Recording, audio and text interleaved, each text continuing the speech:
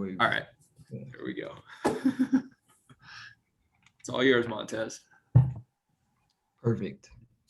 Well, first, hello, everybody. Thanks for joining the call and listening in to the panel discussion. My name is Montez Blair. I am the chair of the Public Relations Committee under the CTA board.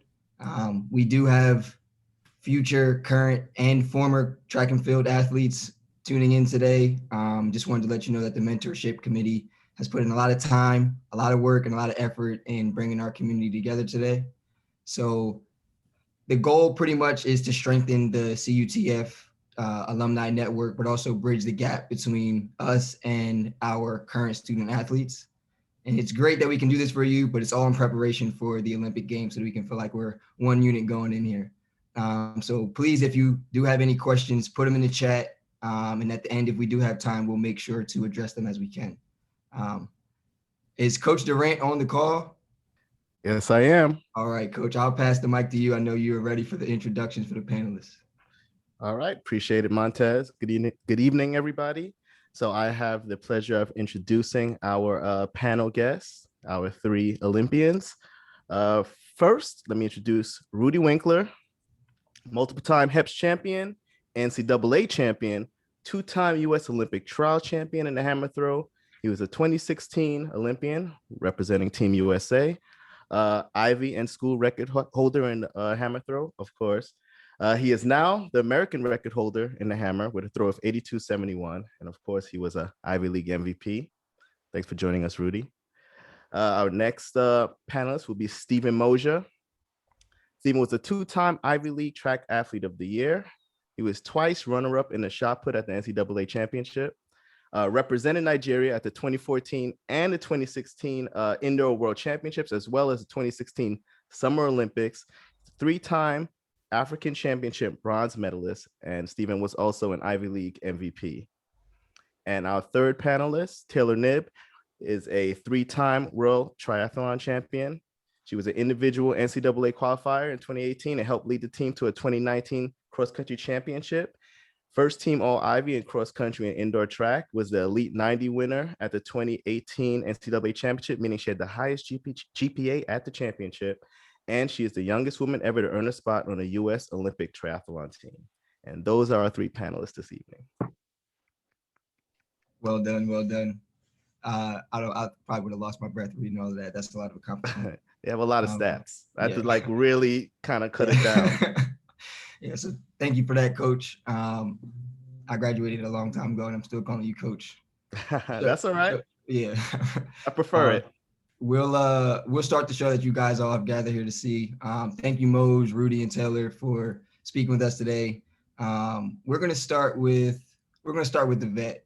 It's weird that I'm calling Moj a vet, but he is the vet of the group. Moj, do you remember having any doubts of fear, any negative self-talk when you were a young athlete? I mean, absolutely. I mean, I don't know who wouldn't have doubts and self-talk. I mean, while I competed, especially professionally, I remember having like mental coaches and things along those lines just to kind of get my mind right. But I feel like at the same time, I was never really like I would say that for most meets, that really never affected me. I would say most of what my interaction with competing was how could I best compete against myself on that day? It wasn't really self-talk of like, oh, there's this person here, there's that person here. It was just like, how can I make sure that I get myself ready to be able to beat myself? And I feel like I have that mentality pretty much every single day, where most of my negative self-talk comes from is kind of that extremely high expectation I have out of myself. And pretty much outside of that, like it's like bad self-talk, but it's good self-talk. And it's like, I know you can do this. I know that, you can accomplish these things. You can get that high. You just need to do X, Y, and Z. So let's break down that into steps and talk away. So I guess my negative self-talk is also boosting myself up at the same time. So you had like a Drake versus Drake kind of battle with yourself. I mean, I think that at the end of the day, I mean, I think also in throwing in general, I mean, really throw too. In most track events, it's really a battle against yourself. As soon as you start really convincing it that, oh, it's a battle versus that really good person, you're already lost. Because really, if you just get, if you just do what you have to do, it will always pan out better than you trying to walk into the competition thinking I need to beat that guy. So I mean, that was always the mindset I kind of walked into it with. I hear that. There's no better way to go about a competition, and your biggest competitor is always yourself. So if you can overcome that, you can pretty much overcome anything. Yeah, I mean, that I would say, isn't that just life? I mean, like everyone, like at the end of the day, if you, like I always had this phrase, you like conquer your mind, you conquer the world. So I told myself that all the time, because most of the times it's just, hey, I know I can do it. It's just, can I do it at that moment? So Your mind conquer the world. I just wrote that down. That's going to stick with me forever. Speaking of competition, Taylor, I heard you're a very, very big competitor. How do you stay competitive? And do you have a specific self-talk during practice and competition? So I think the aim is actually to rein in the competition more than anything. I feel like my coaches have the hard time of telling me like, no, not right now, more so. And then, okay, you can have fun and you can actually race this the way you want to race it. Okay. But someone on the call, probably Coach K, Megan Knobloch, she really helped me with my self-talk in terms of if I would say anything negative during practice, she would kindly tell me to rephrase, and I had to rephrase it on the spot verbally. And so I catch myself doing that now, but that really helps. And then in competition, I just have process-oriented goals that I break up a race. And so I get to just tick boxes, and it's very self-focused. Again, like biggest competitor is myself and just executing on the day, but just focusing on what I can control and more process versus outcome-oriented steps. I like that. You write down sort of your goals, and even if it's like your ultimate goals, you have check marks where you can get to that ultimate goal. So it seems like you have a sense of accomplishment as you're achieving that ultimate goal, which you've achieved a pretty big goal in making the Olympic team. I know you have more to come, but what were some of the things that your coach made you say to change the kind of the dialect from what you've said to what you should be saying? Just anything negative, I guess. I can't remember exactly on the spot, but just saying like, oh, I can't do this, or maybe like that's too fast or something like that. And just focusing on like control everything you can in the moment and being more present. But she might have a better answer than me. All right.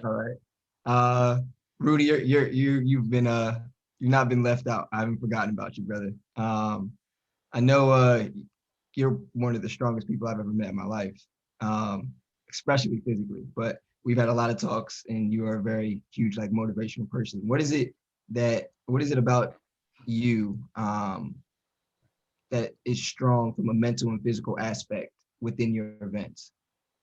I actually don't think I am that strong of a thrower. I know you think I'm the strongest person that you've ever met, but I think Kevin can attest to this, Kevin Phipps and Steven. My strength levels compared to a lot of other athletes that I'm competing with are much lower. So like my physical traits that and mental things that I do very well are more of like technical things. I'm a very technical based athlete, and I think that's given me the leg up on a lot of stronger throwers over the years. But I think another big part of it is mentally. I've always, as Stephen and Taylor have said, it's, competing with yourself is a really big aspect of sports in general. Any good athlete is going to be their own biggest competitor. But I think you get that even more so in track and field, is because, it is a very individual sport, and it's not so much about how everyone else is doing. It's very much so how you're doing in the moment. And one thing I've always been able to count on myself for is I've always been able to add like 3 or 4 meters onto my practice averages at meets. So that part of it has been not something I've ever really questioned or like tried to make No better. question. That part's always like, I know I'm good for another couple of good meters. I just gotta do the things I gotta do. But I think something I worked really hard on these past couple of years is like the mental aspect of it in the moment of like dealing with nervousness and anxiety and this past year, excitement, you know, like getting to a meet, knowing I'm in really good shape and knowing that I could have thrown the American record. I happened to be at a meet before the trials and I didn't handle it very well. And I still threw well at the meet, but it wasn't the result that I felt like I was capable of. And I think I've been working really hard on that, and that's been a challenge for me. But that's I've gotten a lot better at that, and I continue to get better at that every day. Yeah, I mean, I got a follow-up question. You mentioned technique, and you mentioned like kind of the diligent work that you put in, focusing on yourself. Is that something that came natural to you, or was that something that you have to work at minute after minute after minute? I mean, there's parts of it that have always come natural to me, which is what makes me a good thrower compared to other people. But there's parts of it that don't really come natural that I have to work at every single day.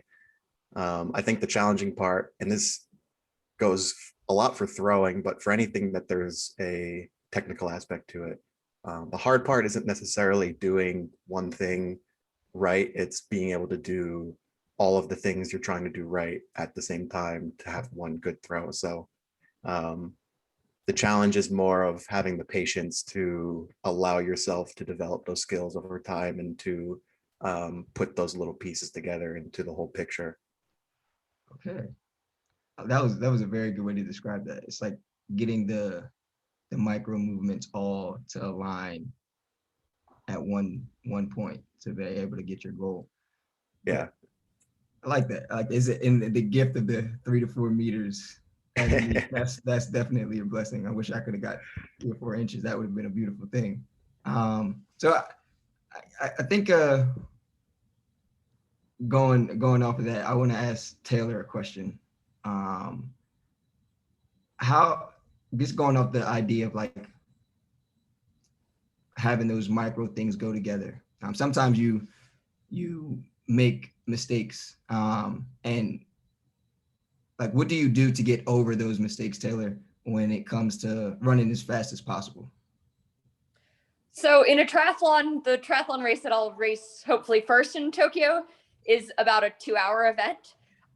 So a lot of mistakes happen and it's kind of just inevitable and it's just keeping moving forward. Actually, one of my cues, especially in the swim, is just keep moving forward because there are a ton of bodies and like the last thing you want to do is fight them, or at least me, and like deal with all of the punching. So if I don't get the start I want, it's just keep moving forward and keep moving my way up as best as I can.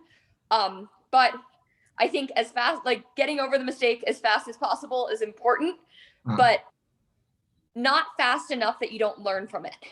Because so my triathlon coach has a set of 6 rules. Happy to share them.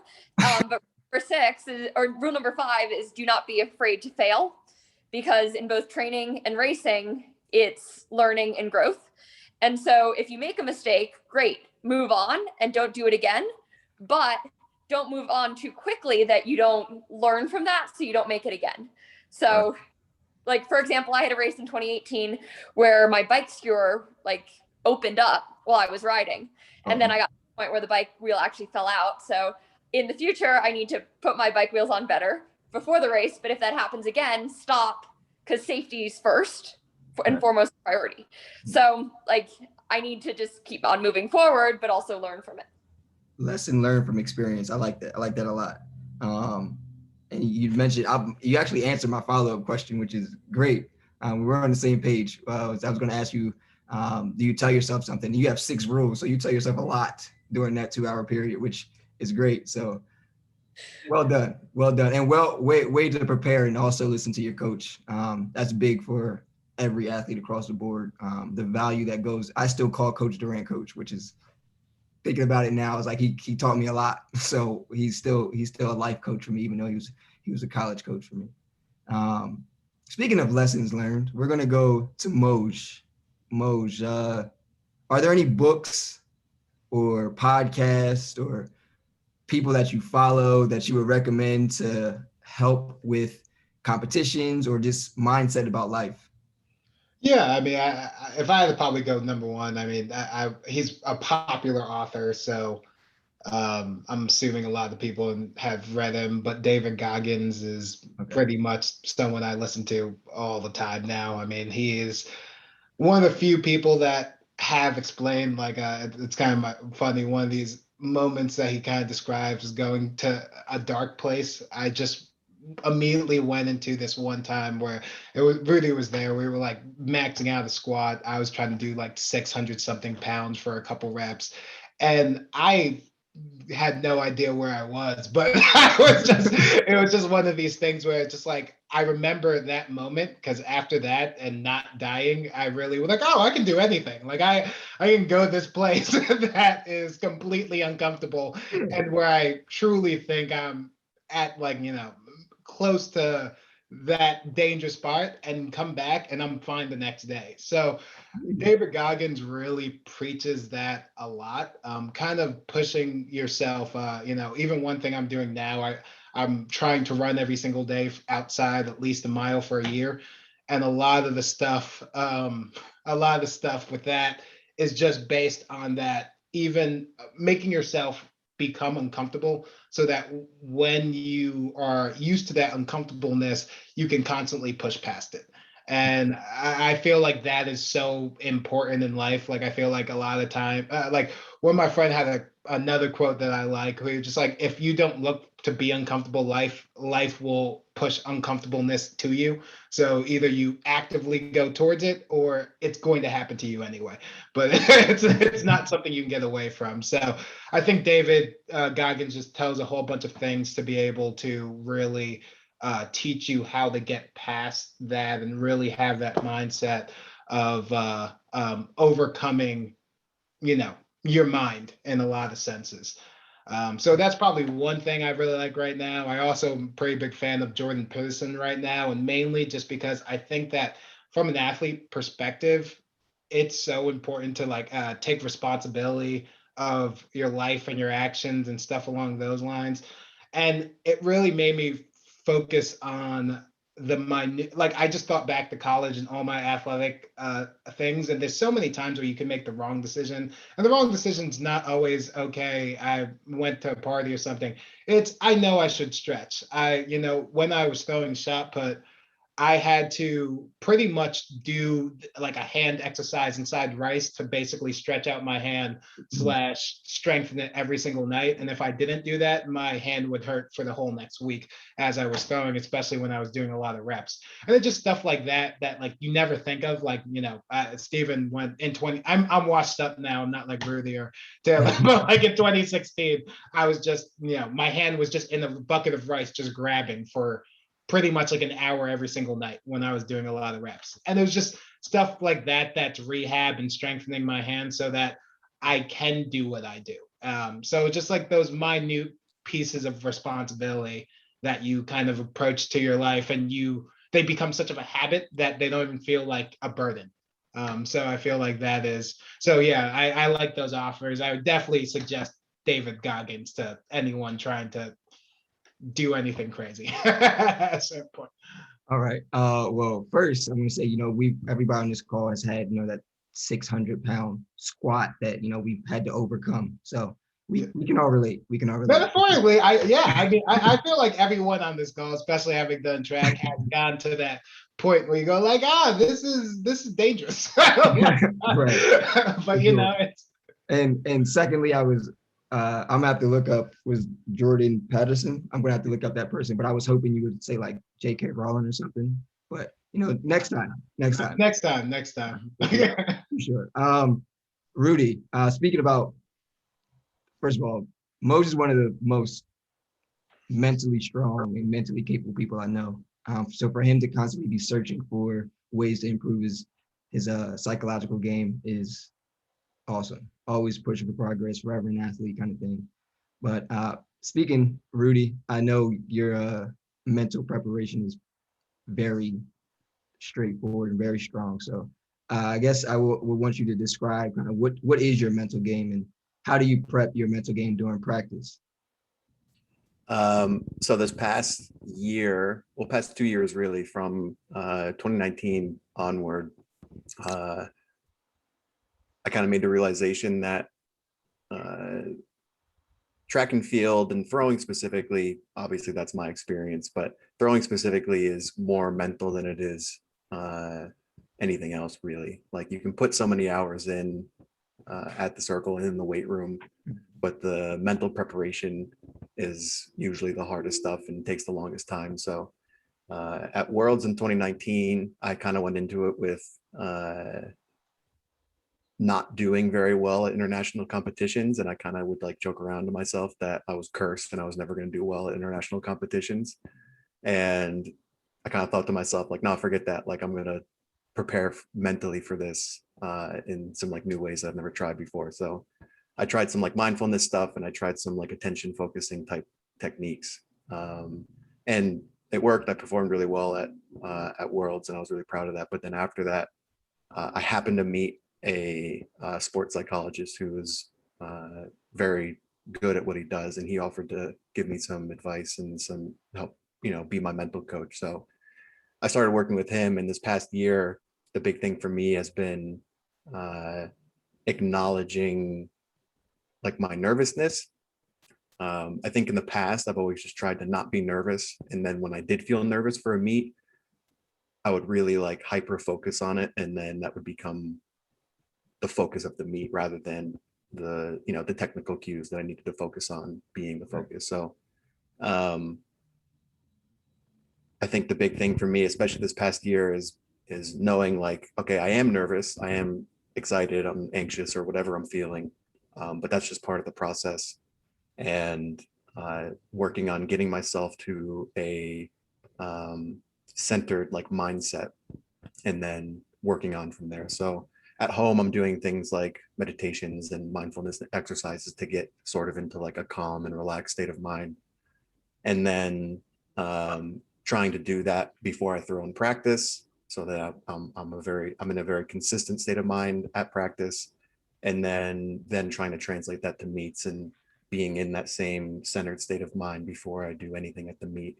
And I think that does a lot of things for me, but specifically, it just allows me to, feel the emotions I'm feeling and know that they're just part of the process on that day, and they won't have any effect on my performance as an athlete on that day. So it takes a lot of practice and something I'm still getting better at every day, but I think it's helped me in a lot of other aspects of my life too, not just with track.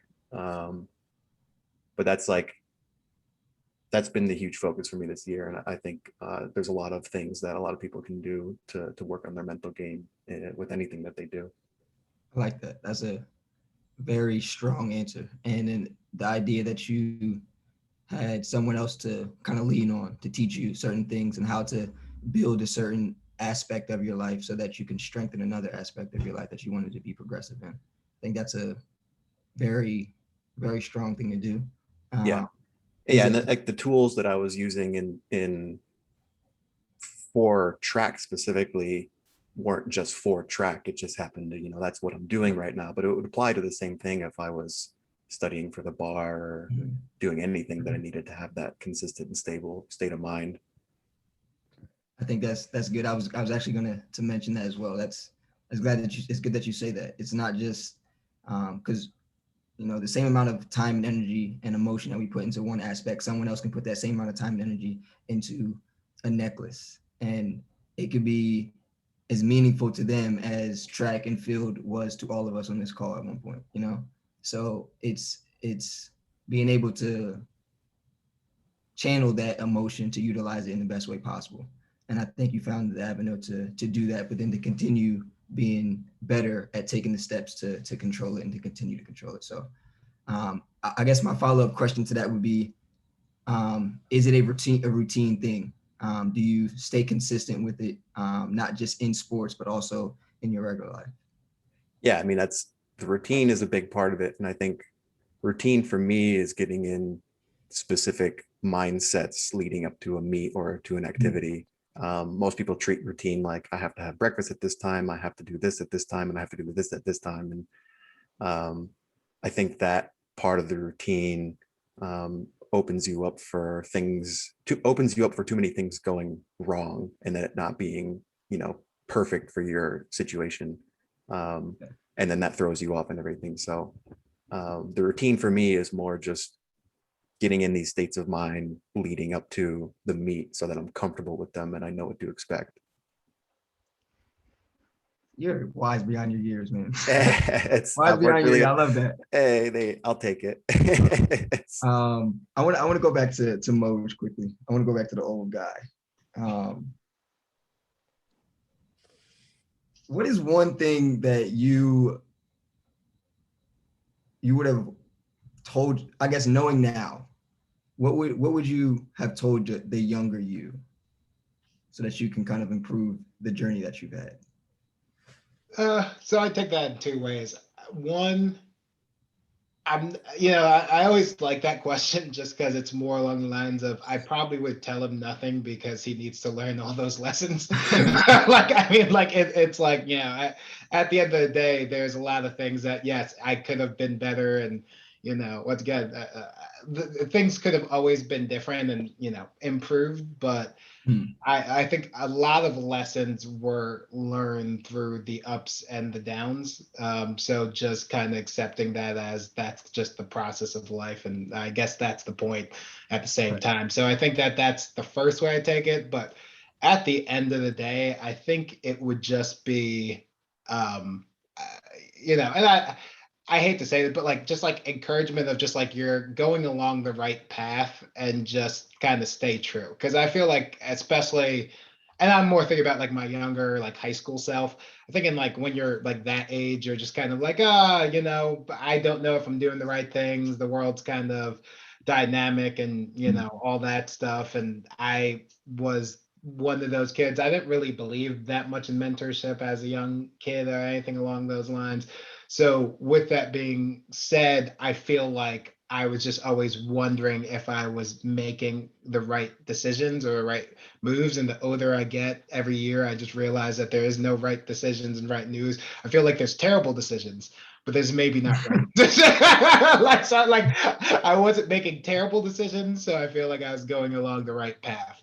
So I think that it would just be encouraging myself to go hey, avoid the terrible stuff. Don't get me wrong. I'm not saying go crazy or anything along those lines, but as long as you're figuring it out, I think that is that's good. I also would say, if I could give one piece of advice, I would say, and this is something I actually got from Jordan and I do in my life now a lot more, to really focus on what I want and make it very clear. So if you want this in, a year, say I want to do this by this time, and that has helped me kind of knock down goals so much easier, because I feel like a lot of times it's really easy to, and I feel like I've done that in my life all the time. I'm just going I remember losing indoor HEPS my first freshman year, and then indoor, and saying I will be an indoor HEPS champ on that day. Outdoor HEPS champ on that day, and that's what happened. I feel like that happened, and I'm not saying everything has to be so grand or small, so grand or small, but being able to be more prescriptive with your wants, because if you don't know what you're aiming for, it's impossible to hit. So I feel like that is something that I would tell myself. Was hey, you kind of do this, willy-nilly when something really matters to you, but if you decide more what you actually want in life and you kind of point towards it a little much. And I feel like I'm articulating better now than I would in my past, but it's just know what you're looking for, and I feel like that will help you accomplish what you want. So see, I love that answer. And Taylor kind of mentioned it earlier as well, which is Rudy mentioned it as well, was just speaking and verbalizing. Yeah, I feel like being prescriptive is really important, because I think that people go oh, I want to be better at this. As for example, so my fiance would say I'm always the most depressed person on birthdays, because I'm always oh, I could have done so much more. That is my typical energy on those days. But I have switched because of her saying you can't just be sad every birthday. Of just saying like, I'm going to write down the list of everything I want to accomplish this year and check it every single month to see if I'm tracking against it or not. And since then, I have so much more peace on birthdays because it's just like, oh yeah, I've done it. Like I had the list. I've Right. accomplished it. You can't be mad at yourself for unrealistic expectations, which was what I was setting for myself every year. Like it was just like, oh, I just need to be the best by the time I'm this, and it's like, no, that's not how that works. There's no such thing as the best. So I think that being more prescriptive and just saying this is what I want to do and not make it so subjective. I think it also gives me a lot of peace. So I respect that answer. And it also shows that, athletes go through a lot of different things because, Taylor mentioned it as well. Rudy mentioned it as well. And if you're mentioning it, it's like, you guys have kind of traveled down all different paths and you're, coming through with the same conclusion is you need to verbalize certain things, you need to write things down, come with the list, have that mental accomplishment to be able to reach that level of impossible perfection that we've all strived for, which is a beautiful thing. So we've been talking about, a lot of strengthening things, like how to get there. I want to ask Taylor, what part of your sport brings you the most joy? Because you did make a transition. Though you are still running, you're doing a lot of other things. So what is it that brings you the most joy about your sport?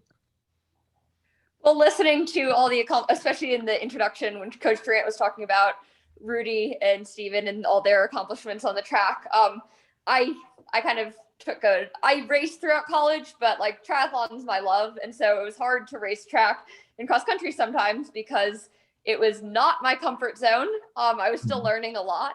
But now I was talking to someone recently and I was saying, oh, I love Wednesdays. It was on a Wednesday. And I'm like, actually, I love every day of the week. And 7-day cycle. And every Monday looks the same, every Tuesday, like every day has its purpose. And I enjoy every single day and the purpose it serves. So the aspect of my sport that I enjoy is just the day-to-day process. And I think that would make me the most disappointed to miss it. But I also love competing. It's just fun to lay yourself on the line and see what you have. I mean, nothing exposes you more than a competition, and that's awesome. I don't think you get very many opportunities like that anymore in this world to just be like thrown open raw. That's a beautiful answer. The process, you love the process. You love each individual point, lessons learned, the triumphs, the defeats. That is an amazing answer. When I'm feeling down, I think I'm just going to call you and I might just try to adopt some of your energy because you have some very, very good energy. I love this. During your competitions, you seem to have the process down packed. During your competitions, what typically gives you the edge? I think focusing on myself. So I'm in Boulder and there are a lot of triathletes in Boulder. There are probably another 9 or so athletes who are going to be going to Tokyo here. And there are only 110 athletes on the start line for triathletes. So it's kind of like very concentrated, but I focus on myself. And like, for example, today, I was standing on the pool, like side of the pool, and my coach said, I think you need to go home. And I'm like, okay, fine.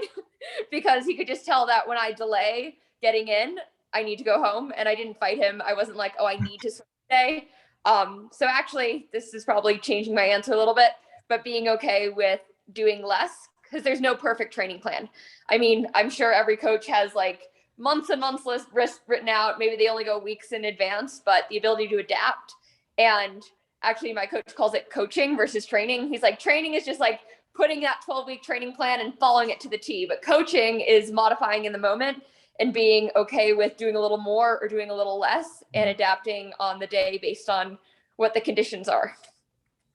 I know you are a great athlete, but you're going to make a wonderful coach. just going to throw that out there right now.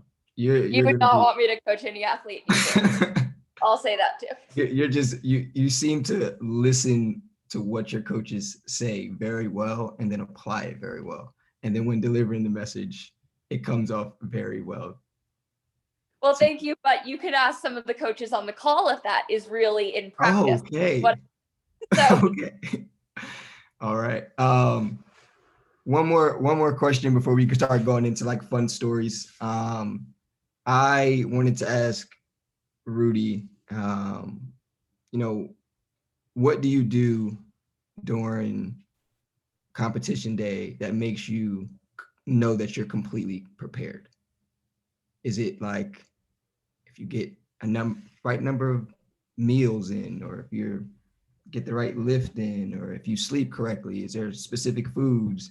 I know we spoke about meditation. Meditation is one of those things. Do you reflect on previous meets? Like what is that like preparation process for you? Yeah, I mean, we kind of touched on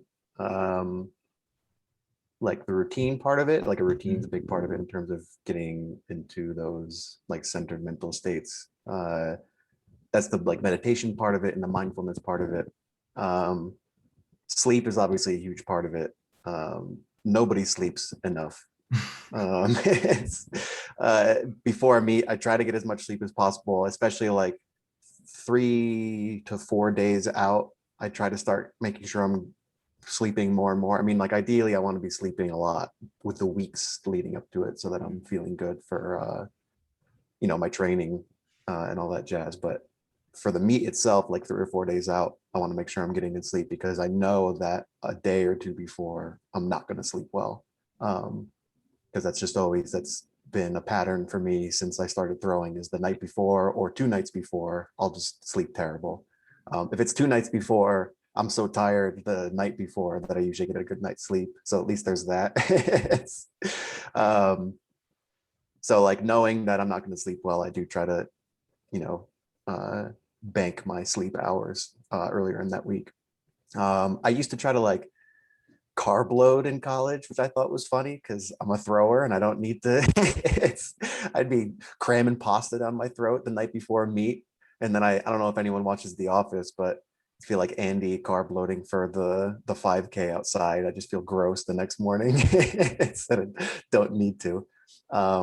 It's more about, for the food part of it, it's like eating normal foods that I normally eat, not trying new things, and not doing anything that's going to make me feel uncomfortable or uneasy.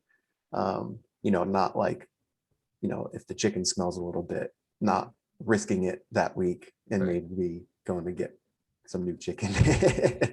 So little things like that. It's mostly just like having mindfulness and knowing that everything has like a risk and reward, and I'm trying to minimize the risk as much as possible of getting sick or getting hurt or not feeling well. I just want to feel really good going into a meet.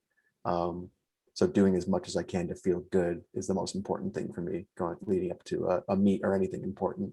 I love to hear that. It sounds like you focus on controlling what you can control and controlling the smaller micro things so that the big performance is actually what you want to portray to the world and to also feel accomplished here. I like that. Yeah, right. I just want to like, and I think that's a great way to word it, and that's a great way to like summarize my whole like mindset about the sport, is like I just want to make sure I'm doing everything I can in the moment so that I am proud of myself after I'm done competing, and knowing that like I did give it my all, I did do everything I could have done in the moment to feel my best and compete my best. Like I don't want to be 10 years down the line and look back and be like, oh, I should have taken my sleep a little more seriously, or oh, I should have taken my diet a little more seriously. So knowing what makes up being an athlete and then maximizing those aspects of it is like all I'm trying to do right now. Rudy, I'm proud of you, man. Hey, thank you. I know I said this probably too much. I'm proud of all of you guys. This is amazing accomplishment. But we're gonna go into some fun stories now that I know about you guys. So Moj was telling me the other day, me and Moj speak quite frequently, that in preparation for the Olympics throughout the year, this man gained a lot of weight. I'm not gonna tell the story. I'm gonna let him tell the story, and then Rudy also has a little funny weight story that happened in a shorter time frame. So I'll let him tell that after as well. Okay, so I guess to start in college, I probably fluctuated senior year around like 230, maybe during bulking times, I was 240, but I was really like 230, 235. And probably my biggest problem is that, if I was inch off, the shot put would throw me as much as I threw it. So realistically, every shot put is huge. And I was like, all right, it's time to get big. As soon as I graduated, I just decided time to bulk, and I didn't have time because I needed to get big in 6 months because it was pretty much indoor. So I was like, all right, well, got to figure out a path to do so. So I basically went on a journey to move from 230. I think I measured one day in like July to 280 280 by pretty much January 15th. So 50 pounds in like 6 months. And the way that I did that was just probably the least healthy way possible. Like I had a really unhealthy relationship with chili. Like I just like every single time I had a meal, I pretty much just made a bowl of chili with everything on it.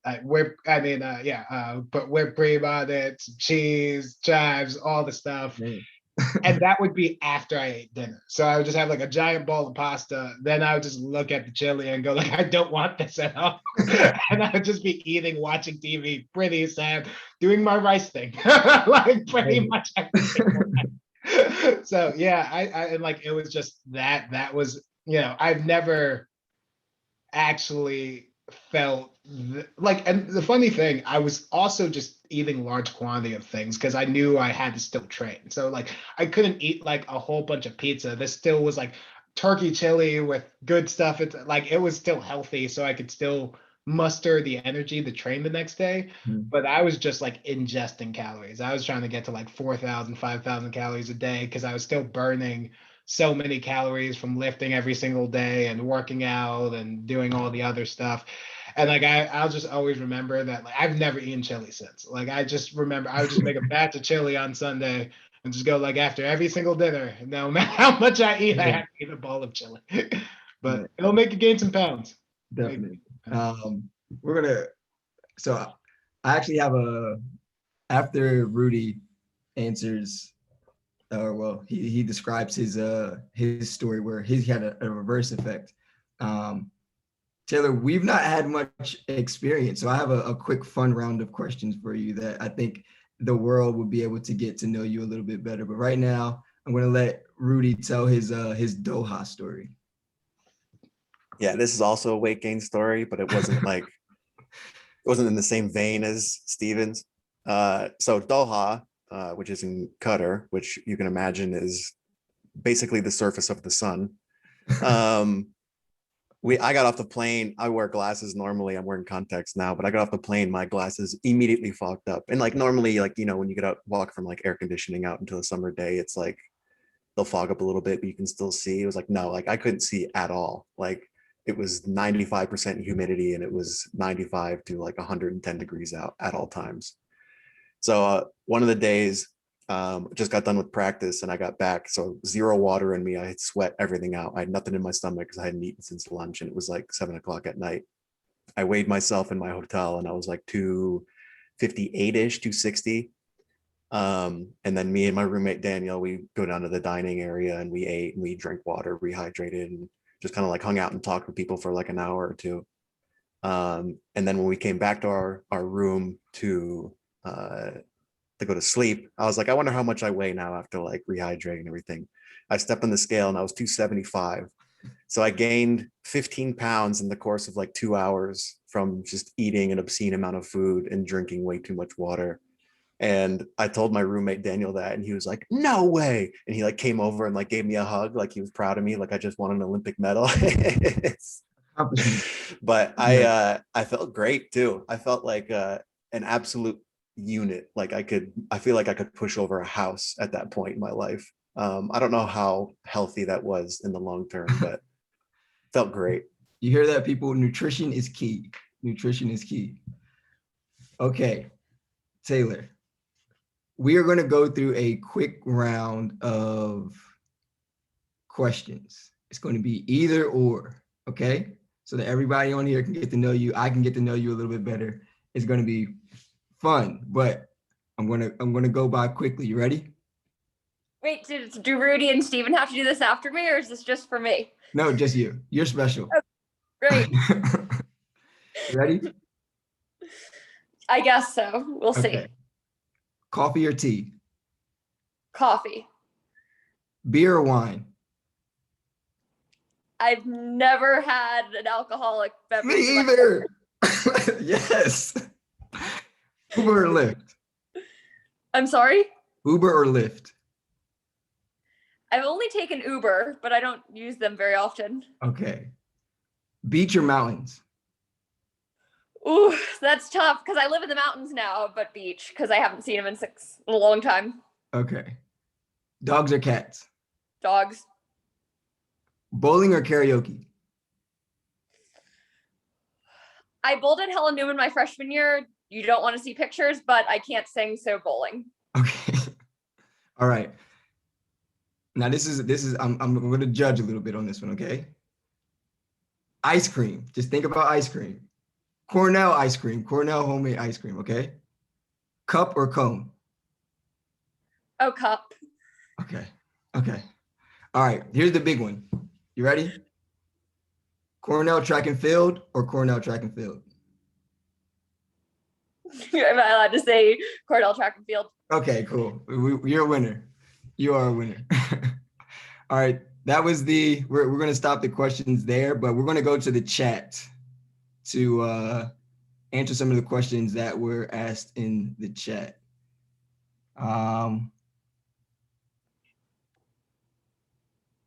Okay, we have a question for Rudy. What do you do to make your technique better?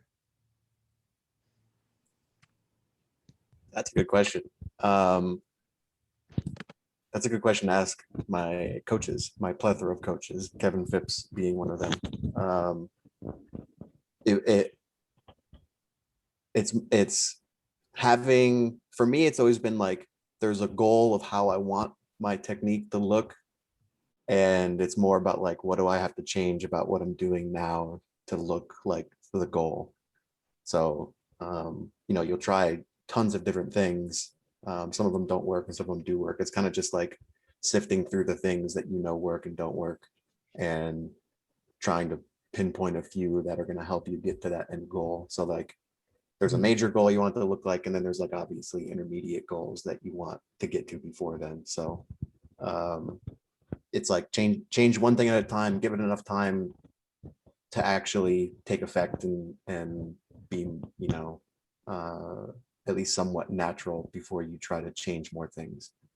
Doing too many things at once just leads to you overcomplicating things. And I think also a lot of people, when they hit a goal of some sort, it doesn't matter if it was technique or anything, you hit a goal, everyone wants to be like, all right, like let's change everything up and like see if we can get to the next level. When in reality, you should just keep doing like more of the same things.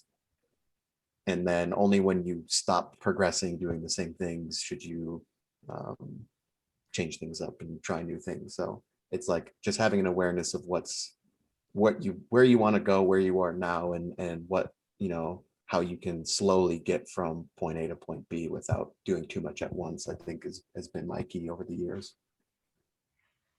Okay. All right. I like that. That was, yeah, you're just wise beyond your years. I'm not gonna lie to you. You're just elite to me. To me, in my eyes, you're perfection, but it's okay. Mel Zamidi wants to know, what are the 6 rules, Taylor? All of 6? Yes, Okay. if you have one hand.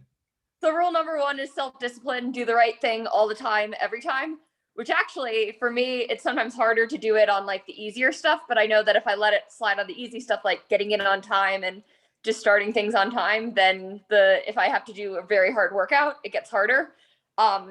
Rule number 2 is self-accountability. You're controlling of your own destiny. Rule number 3 is be professional. 4 is be bold. And if you repeat being bold, repetition creates belief. Belief creates confidence. Confidence enables control, and control is where high performance happens. There's my coach can roll it off of his tongue easily. And then number 5 is don't be afraid to fail. It's learning and growth. And number 6 is stay in the moment. Don't be worried about the future or the past. Control what you can in the moment. Hey, So, sorry, I probably said them too fast, but I No. can send them out. I still think you're gonna have a great career for one, but you're gonna make a great coach. You are. For the entire panel from Grant Whitney, how close to truth do you think saying 90% mental and 10% physical? Who's first? Go ahead. Rudy. Go ahead. I think that's true for me now, but that wasn't true for me when I started. So like when you first start doing anything, again, my experiences with sports and with throwing, but any sport when you start is going to be 99% physical and 1% mental until you get to certain checkpoints. And then as time goes on, those, the scales tip and more gets put into the mental side and less gets put into the physical side. What about you, Moshe? I would say it depends on I would disagree with Rudy on one end. I think that it's still more mental, because I think so much of what I've noticed differentiates the people who even become decent athletes versus the people who become don't really make it is kind of what Taylor was saying: self-discipline, accountability, all those things that are really more mental than physical. Like, all of us are tired when we're training. All of us don't want to come in at 8 a.m. All of us don't want to do these things, but just the type of person that mentally can constantly do that. And some people are born with that mental energy, and other people have to kind of push themselves to it. But I think a lot of that stuff is mental. Of course, to get to the highest level, you need, a lot of physical gifts. But like, you could have all the physical gifts in the world, but none of the mentality, and your physical gifts will take you nowhere. So I feel like if I had to go, I would say I think that's pretty accurate, because while there's special things about athlete, like Joe Kovacs, the shot putter, one of the best shot putters in the U.S., that man could lift a house and then naturally go into a giant throwing session. I could never do that. Like, I was just, my body. So there are those special, but I could do things like, jump out of the sky 1 second. Like, I can jump pretty high, and like, that's just natural, and those things help, of course. But if you don't have the correct mental energy and mental thought process. I mean, I quick story. I mean, I knew Rudy since he was probably 16 or something along those lines at Junior Worlds, and I could have told you he was going to get here at that time, and it had nothing to do with how physically gifted he was. Like, so I mean, like, I just think that mental is so much more important, personally. And Taylor? Well, I'm not sure. I don't think you can assign percentages, because like I agree with Rudy's answer in the fact that I feel like once you get to like the higher up you climb and the more competitive it gets, the more mental it becomes. But it also depends on like how you give yourself a chance leading into the competition, like showing up the start line physically and mentally prepared. And so I think it's like 100% of either, which is impossible. But I know math kind of, but you can't have one without the other. So I don't think you can say one more than the other. Okay. So I have a question from Gwendolyn Park specifically for you, Taylor. How did you continue to improve through your entire career and push through those tough periods? Was that my entire Cornell track and field and cross country period of time? Because I hope my not over yet. It says, yeah, we'll go with that one. Yeah, but so at Cornell, I think that if the coaches saw, there were a lot of not pretty moments. You don't always see those. So I had injuries. I missed seasons. I think I still technically have 2 seasons of outdoor eligibility left that I won't be using, unfortunately. But so it's not linear. It won't be. But I really talked to my coaches. If you looked at my training, it varied, and we weren't afraid to do different things and try new things. So I guess different stimuli really help, both physically and mentally. Okay. Another question for you, Miss Taylor. Have you Okay. ever felt that running wasn't going the way you wanted or felt disconnected? Oh, 100%. Definitely. Okay. So in March of this year, actually, I was probably 8 weeks out from our last qualification race. And I went to my chiropractor for just like a weekly visit. And he's like, your calves are a little tight. And I'm like, okay, like, what do you think? And he's like, I think you have stress reactions. I'm like, oh, great. You're going to tell me this 8 weeks out. So he's like, I want to get an MRI just to be safe. I did have stress reactions. I couldn't run for 3 weeks. So my run in Yokohama was one of my first really hard sessions in a while. So yes, that felt very disconnected. I wasn't sure how that was going to go. But it all comes back, and there are good days and bad days, and you just have to keep moving forward, I guess. Okay. I have a question for everybody. For Rudy and Taylor. What is it that you're looking forward to most about the Olympic Village? That's a good question, because I do not know what the Olympic Village is quite going to be like. There's going to be all sorts of crazy quarantining and isolation.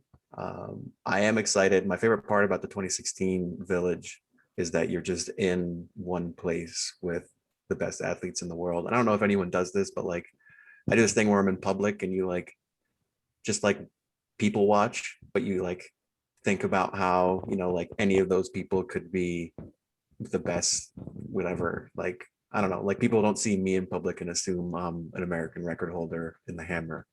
So it's like, I don't know, it's like making up stories about like the things that those people could be. But when you're at the Olympic Village, literally every single one of those people is one of the best at their sport in the world. So that's just a really cool feeling. And then plus you see people like Michael Phelps and Usain Bolt walking around, and it's like, oh, okay, like, I don't know, it's very humanizing. There's just like regular people, and that's a pretty cool thing to be a part of. So I'm excited for that, and I hope that that experience is maintained with all the COVID protocols. Awesome. So it sounds like you're gonna be both an adult and have a very fun kid experience as well. That new experience. Oh my gosh, this person, I'm with this person and this person. I understand. Totally. Yeah. What about you, Taylor? Well, I'm not sure what to expect. I feel like Rudy probably knows way better than me, and we haven't been told everything. Our staff will be going there on Monday, and so we'll get some intel then. But I'm not even sure what the eating situation it will be like, because we went in May to Yokohama, which is just like an hour outside of Tokyo, and we got to stay in our hotel rooms for the whole week. So it was food was delivered to the door. You couldn't get anything else. But so I'm interested, but I'm not holding my breath of anticipating too much. Well, I'm hoping that you guys both enjoy your time. We have one last question. And I'm not actually sure what this is, but do you guys know what Pudgy Burgers is? I don't. I do, but I've never been there. Okay. All right, so we're gonna have to. The question was, what do you think about it? But if you have never been there, I guess we cannot really address that one. Another question, Taylor, have you ever been to the St. Croix Triathlon? I have not been to St. Croix Triathlon because I don't know if it's still going on, but I know there's the 70.3, and there are actually two people I swim with who they're now husband and wife, and they met there. But so okay. I do that, but I've been to St. Croix, but I haven't raced in the St. Croix Triathlon. I've heard it's a fun race though. Okay. We are at time, and I do want to thank everybody on the panel for joining us today and sharing your experiences, telling us a little bit about yourself, and also teaching us some very good life lessons. For everybody that's been listening in, thank you for joining. This has been recorded, and it will be pushed out on many platforms across all media platforms. And please feel free to share it, send it out to friends, cousins, nieces, nephews, anybody that would love to see and learn about Cornell track and field. Feel free to send it out. I want to thank you all for your time again, and have an amazing rest of your day. Thanks. Thanks.